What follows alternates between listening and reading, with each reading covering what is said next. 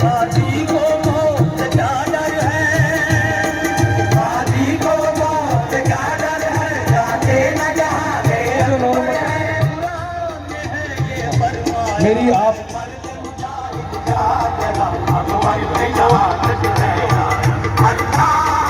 हो गई।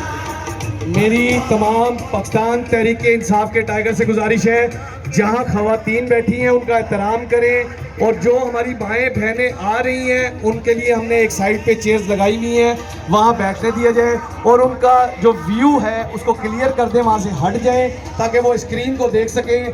थोड़ी देर में हमारे लीडर की स्पीच शुरू होने वाली है, तो आप प्लीज़ थोड़ा सा एहतराम करें खवातीन का। टाइगर फोर्स के जो लड़के वहां पे खड़े हैं उनको कहें कि जरा जगह को क्लियर करवाएं। राव मुसव्विर जरा स्टेज पे, वो चला गया उधर गया।